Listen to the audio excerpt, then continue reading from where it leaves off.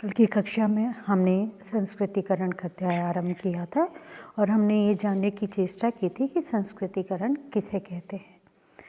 आज हम पुनः संस्कृतिकरण का अर्थ दोहराते हैं या संस्कृतिकरण किसे कहते हैं, इस मूलभूत सत्य से हम पुनः परिचित होते हैं। और आपको मैं याद दिलाना चाहूँगी कि आपको भी याद होगा, ऐसा मैं विश्वास करती हूँ, कि श्रीनिवास ने संस्कृतिकरण के सिद्धांत को प्रतिपादित किया था। तो क्या है संस्कृतिकरण? श्रीनिवास ने अगर संस्कृतिकरण के संबंध में जो कुछ भी उल्लेखित किया है उन्हें शब्दांश हम दोहराने की चेष्टा करते हैं।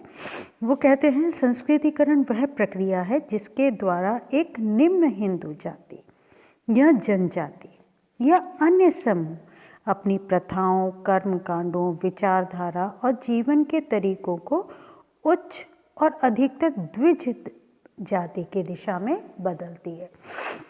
अब आपके मन में ये प्रश्न उठना स्वाभाविक है, बहुत स्वाभाविक है कि ये द्विज जाति क्या है। देखिए बच्चों, हम द्विज जाति ब्राह्मण, क्षत्रिय और वैश्य को मानते हैं। हम मतलब सनातन संस्कृति, सनातन धर्म, जो कि इस विभेद के साथ जुड़ा हुआ था।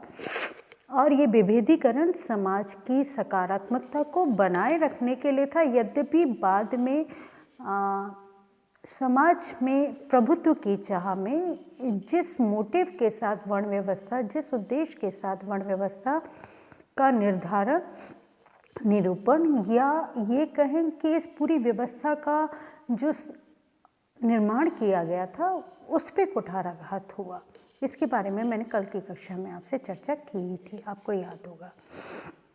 अब मैं आप लोगों को ये याद दिलाना चाहूँगी कि जिस संबंध में मैं अभी बात कर रही हूँ, द्विज जाति कौन सी है। दरअसल द्विज जाति शब्द उचित है या नहीं मैं नहीं कह सकती, क्योंकि बात तो द्विज वर्णों की थी। आरंभ में बात द्विज वर्णों की थी और द्विज वर्ण वो वर्ण कहे जाते थे जिनका उपनयन संस्कार होता था, जो कि ब्रह्मचर्य आश्रम में प्रवेश करते थे। अब आश्रम व्यवस्था जब मैं आपको बहुत विस्तार से पढ़ाऊंगी तो ब्रह्मचर्य आश्रम कौन सा वर्ण का व्यक्ति किस आयु में प्रवेश करता था इसके बारे में मैं अवश्य बताऊंगी, लेकिन अभी आवश्यकता अनुरूप सिर्फ आपके लिए यही जानना काफ़ी है कि जो द्विज वर्ण है वो वर्ण कहलाए जो शिक्षा ग्रहण करने के लिए अपने गुरु के पास अपने घर को छोड़कर जाते थे, और ये थे ब्राह्मण, क्षत्रिय और वैश्य। ठीक है, आज इससे संबंधित इतना ही जानना अभी मेरे अनुकूल काफ़ी है, पर्याप्त है आप लोगों के लिए। तो श्रीनिवास कहते हैं कि संस्कृतिकरण वह प्रक्रिया है जिसके द्वारा एक निम्न हिंदू जाति या जनजाति या अन्य समूह अपनी प्रथाओं, कर्मकांडों, विचारधारा और जीवन के तरीकों, जो जीवन के तरीके हैं ना, उनको उच्च और अधिकतर द्विज जाति की दिशा में बदलती हैं। सामान्यतः ऐसे परिवर्तनों के बाद निम्न जाति जातीय संस्करण की प्रणाली में स्थानीय समुदाय में उसे परंपरागत रूप से जो स्थिति प्राप्त है उससे उच्च स्थिति का दावा करती है। कहने का तात्पर्य क्या हुआ? जो जातिगत श्रेणीवार विभाजन है उसमें ब्राह्मणों को उच्चतम स्थान प्राप्त हुआ है, तत्पश्चात क्षत्रिय, उसके बाद वैश्य और अंतिम स्थान शूद्र को प्राप्त है। तो श्रीनिवास ने ये स्पष्ट किया है कि ऐसा परिवर्तन जहाँ निम्न जातीय संस्करण की प्रणाली में स्थानीय समुदाय में, जो कि इसे परंपरागत रूप से प्राप्त है, तो जिस भी समुदाय में व्यक्ति रहता है उसे स्थानीय समुदाय कहते हैं, तो वहाँ जो स्थिति उसे प्राप्त है परंपरागत रूप से जो श्रेणीवार विभाजन है उसमें जो स्थान उसे प्राप्त है उससे उच्च स्थिति का दावा करती है।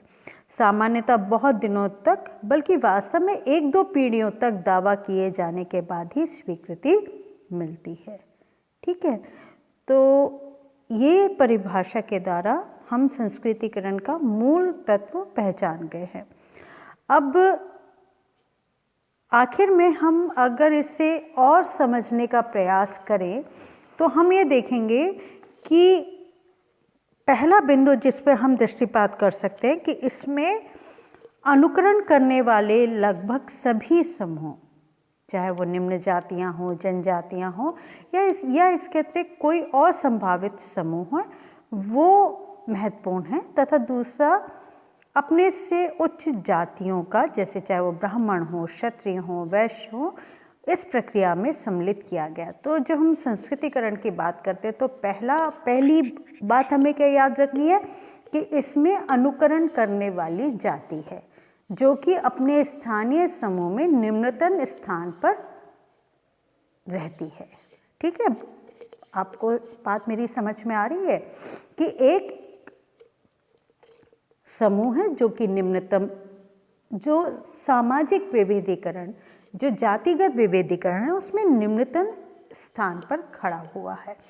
और वो जनजाति समूह भी हो सकता है, वो शूद्र, है ना, की बात यहाँ पर कही गई है। तो ये जो स्थानीय समूह में अपने निम्नतम स्थान पर जो समूह खड़ा हुआ है वो अनुकरण करने वाली जाति है। अनुकरण किस, पहला पॉइंट क्या हुआ, अनुकरण करने वाली जाति। ठीक है, दूसरा बिंदु महत्वपूर्ण क्या हुआ कि किसका अनुकरण किया जा रहा है।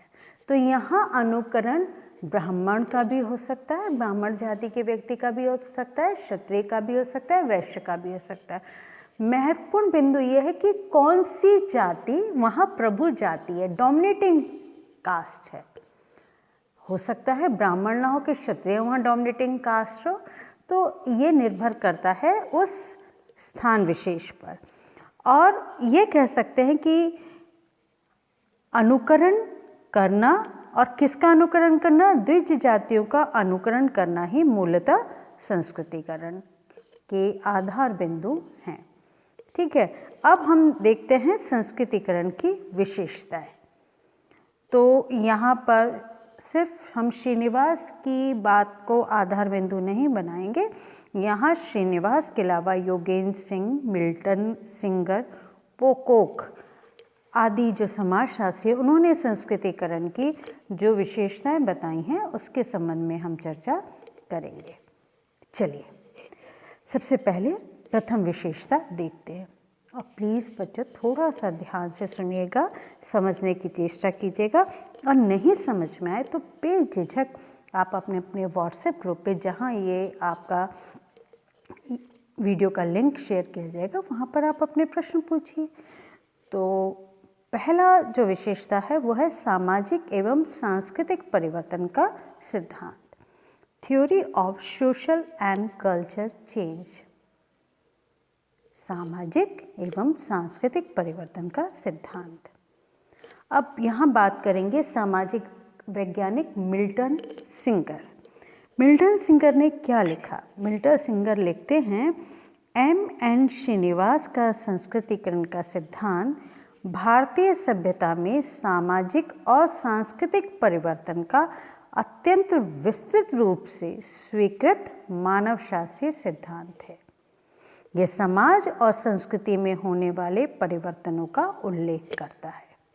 ये इन्वर्टेड कॉमर्स में, मैंने आपसे कहा था ना आरंभ में ही कि एक आप अपनी छोटी सी नोटबुक बना लीजिए और जो कुछ भी मैं आपको बताती हूँ वो आप अपनी नोटबुक पे, और मैं इतना मध्यम गति से बोलती हूँ कि आप लोगों को लिखने में कहीं दिक्कत नहीं आएगी, ऐसा मैं सोचती हूँ। तो मिल्टन सिंगर ने सामाजिक एवं सांस्कृतिक परिवर्तन का सिद्धांत, जो कि संस्कृतिकरण की प्रथम विशेषता है, उसके संबंध में लिखा कि M.N. श्रीनिवास का संस्कृतिकरण का सिद्धांत भारतीय सभ्यता में सामाजिक और सांस्कृतिक परिवर्तन का अत्यंत विस्तृत रूप से स्वीकृत मानवशास्त्रीय सिद्धांत है। ये समाज और संस्कृति में होने वाले परिवर्तनों का उल्लेख करता है। राइट, अब हम बात करेंगे इसकी दूसरी विशेषता की। संस्कृतिकरण की इकाई समूह है। ठीक है, क्या है दूसरी विशेषता? संस्कृतिकरण की इकाई समूह। श्रीनिवास ने अनेक बार स्पष्ट किया है कि संस्कृतिकरण की प्रक्रिया का संबंध किसी अकेले व्यक्ति या परिवार से नहीं होता। तो बच्चों, ये बात आप लोगों को भी याद रखनी है कि संस्कृतिकरण का संबंध कभी भी किसी एक व्यक्ति या किसी परिवार विशेष से नहीं होता। फिर किससे होता है? ये एक समूह से होता है। निम्न जाति का कोई एक व्यक्ति या परिवार इकाई के रूप में उच्च परिस्थिति प्राप्त नहीं कर सकता, हायर स्टेटस प्राप्त नहीं कर सकता। अगर कोई ऐसा करेगा तो वह समाज में अलग थलग पड़ जाएगा तथा उसके परिवार के सदस्यों का विवाह होना असंभव हो जाएगा। अब क्यों होगा? आप ही भली भांति परिचित है कि भारतीय सामाजिक व्यवस्था में विवाह आधुनिकता के तमाम दावों के बावजूद भी आज भी जो प्राथमिकता दी जाती है वो जातिगत विवाह में ही दी जाती है। जाति से बाहर विवाह करने की अनुमति सहजता से प्राप्त नहीं होती है। तो बिल्कुल स्पष्ट हमने दो विशेषताओं को जाना, सामाजिक एवं सांस्कृतिक परिवर्तन का सिद्धांत, जहां हमने ये जाना कि संस्कृतिकरण एक सोशल और कल्चर चेंज है। ये समाज और संस्कृति में होने वाले परिवर्तनों का द्योतक है, ये उल्लेख करता है। दूसरा हमने जाना कि संस्कृतिकरण की जो इकाई है वो यूनिट क्या है? एक अकेला व्यक्ति नहीं है या एक अकेला परिवार नहीं है, अपितु पूरा एक समूह है। तो हमें याद क्या रखना है? पहला कि संस्कृतिकरण सामाजिक एवं सांस्कृतिक परिवर्तन का सिद्धांत है। दूसरा, संस्कृतिकरण की इकाई समूह है। याद रहेगा? क्यों? श्रीनिवास ने कहा कि एक व्यक्ति अगर अपनी जाति को परिवर्तित करना चाहेगा तो वो संभव नहीं है। समाज में अगर एक यूनिट के तौर पर वो अपनी हायर स्टेटस की डिमांड करेगा तो वो संभव नहीं है। और ठीक इसी प्रकार से अगर ये बात किसी एक परिवार पर भी लागू होती है तो भी ये संभव नहीं है। ये संभव सिर्फ एक स्थिति में है कि अगर कोई पूरा एक समूह, जिसकी विशेषता, महत्वपूर्ण विशेषता क्या है? समान जाति का होना, तो वो समूह अगर निरंतर अपने जो दैनिक जीवनचर्या है उसमें परिवर्तन करके उच्च जाति की जो जीवन पद्धति है उसका अनुकरण करता है, तो संभवतः 2 या 3 पीढ़ियों में वो समाज में उच्च जातिगत परिस्थिति का दावा कर सकता है। ठीक है। अब जो तीसरी विशेषता है वो है निम्न जातियों से संबंधित। तो संस्कृतिकरण की प्रक्रिया में निम्न जातियां, उच्च, प्रभु अथवा द्विज जातियां, है ना? कौन कौन सी हैं? उच्च, प्रभु अथवा द्विज। द्विज कौन सी है? याद है आपको? ब्राह्मण, क्षत्रिय, वैश्य को संस्कृति को अपनाकर या अनुकरण करके जाति संरचना में उच्च स्थान प्राप्त करने का प्रयास करती है। निम्न जातियां किससे संबंधित है? संस्कृतिकरण निम्न जातियों से। निम्न जातियां कौन है? अनुकरण करने वाली जातियां। अब इसकी चौथी विशेषता क्या है? जनजातियों से संबंधित, रिलेटेड टू ट्राइब्स। संस्कृतिकरण की प्रक्रिया जनजातियों तथा अर्ध जनजातीय समूह में भी देखी जा सकती है। कैसे? यहाँ श्रीनिवास ने लिखा है, श्रीनिवास ने इसका उदाहरण दिया है। उन्होंने लिखा है कि संस्कृतिकरण की प्रक्रिया हिंदू जातियों तक सीमित नहीं है, बल्कि ये जनजातियों और अर्ध जनजातीय समूह में भी घट रही है। जैसे पश्चिमी भारत के भीलों, मध्य भारत के गोंडों और ओरावों एवं हिमालय के पहाड़ी लोगों में। तो जब कोई जनजाति अपना संस्कृतिकरण करती है तो वह एक जाति होने का दावा करके हिंदू बन जाती है, और परंपरागत व्यवस्था में हिंदू बनने का तरीका किसी जाति से संबंधित होना ही होता है। ठीक है। तो अभी तक हमने 4 विशेषताओं को जाना। कौन कौन सी विशेषताएं थी, मैं पुनः पुनः इसलिए दोहरा रही हूँ जिससे आपको याद करना सहज हो जाए। और मैं ये बात पूर्ण विश्वास से कह सकती हूँ, क्योंकि ये मेरा व्यक्तिगत अनुभव है कि अगर आप अपने आप से जो बड़े हैं, जैसे वर्तमान में आप भी समाजशास्त्र के विद्यार्थी हैं, मैं भी समाजशास्त्र के विद्यार्थी हूँ, लेकिन आपसे कुछ अनुभव मेरा ज़्यादा है समाजशास्त्र के विषय को लेकर। तो जो आपसे अनुभवी हैं आपके विषय में, वो जब आपको कुछ भी बताते हैं उस विषय के से संबंधित, तो अगर आप उसे सिर्फ ध्यान से सुनते हैं तो यकीन जानिए आप जब उसे किसी पुस्तक में पढ़ते हैं तो आपके लिए आपका जो प्रयास है वो उन विद्यार्थियों के अपेक्षाकृत कहीं बहुत अधिक सफल होता है जो अपने अनुभवी जनों से का जो वक्तव्य है, जो भाषण है, जो विषय के संबंध में जो जानकारी है उसको ध्यान से अगर उन्होंने नहीं सुना होता है। तो हम बात कर रहे थे संस्कृतिकरण की विशेषताओं की। हमने पहली बात की सामाजिक एवं सांस्कृतिक परिवर्तन का सिद्धांत, दूसरा संस्कृतिकरण की इकाई समूह है, तीसरा निम्न जातियों से संबंधित है और चौथा जनजातियों से संबंधित है। ठीक है, अब इसके बाद हम पांचवी विशेषता के बारे में बात करेंगे, वो है पदमूलक परिवर्तन।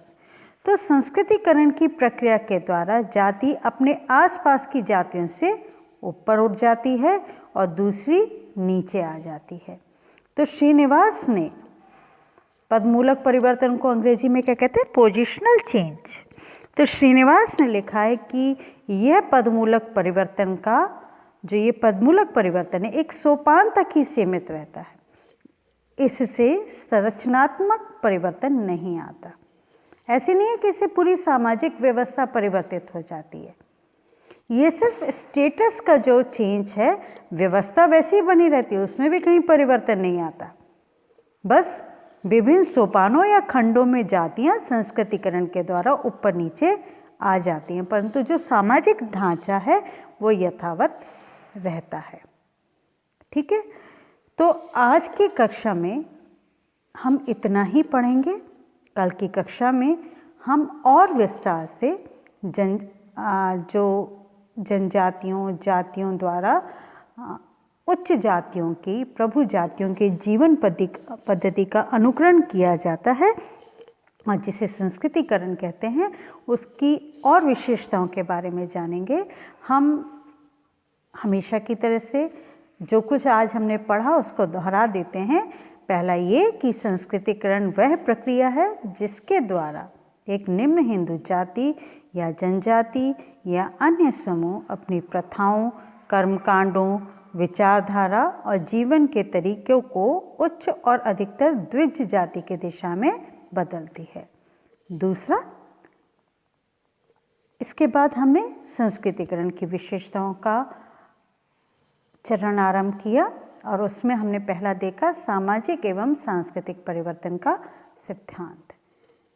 उसमें हमने जाना कि संस्कृतिकरण का जो कॉन्सेप्ट है, जो अवधारणा है, ये समाज और संस्कृति में होने वाले परिवर्तनों का उल्लेख करती है। इसके बाद हमने जाना कि संस्कृतिकरण की इकाई समूह है। इसमें स्पष्ट तौर पे हमने जाना कि अगर कोई व्यक्ति स्वयं अपनी जातिगत स्थिति में परिवर्तन करना चाहे, निम्न से उच्च जाति या उच्च परिस्थिति को प्राप्त करना चाहे या कोई परिवार विशेष इस संबंध में प्रयास करे, तो वो समाज स्वीकार नहीं होता। ये अवधारणा ही इस तथ्य पे टिकी हुई है कि ये समूहगत व्यवस्था है।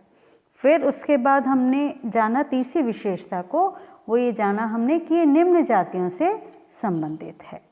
ठीक है, और चौथी विशेषता हमने जानी थी जनजातियों से संबंधित है। यहाँ श्रीनिवास की इस बात को मैं उल्लेखित करना चाहूँगी कि उन्होंने स्पष्ट तौर पे कहा था कि सिर्फ जाति, देखिए जनजाति और जाति में अंतर है, ये आप भली भांति आप इस बात से इस तथ्य से परिचित होंगे। तो जो जनजाति हैं या अर्ध जनजातीय समूह हैं, वहाँ पर भी ये संस्कृतिकरण की व्यवस्था का स्वरूप देखने को मिलता है। और उसके बाद हम बात करते हैं पदमूलक परिवर्तन की। और वहाँ श्रीनिवास बिल्कुल स्पष्ट तौर पे कहते हैं कि संस्कृतिकरण की प्रक्रिया का कहीं पर भी ये हम माने कि ये पूरी समूहगत व्यवस्था में परिवर्तन कर देती, नहीं, ये समाज में जो पदमूलक परिवर्तन है वो अवश्य लेकर आती है, परंतु इससे संरचनात्मक परिवर्तन नहीं आता। कल की कक्षा में हम समाजीकरण की अन्य विशेषताओं को जानेंगे। तब तक के लिए बहुत बहुत धन्यवाद।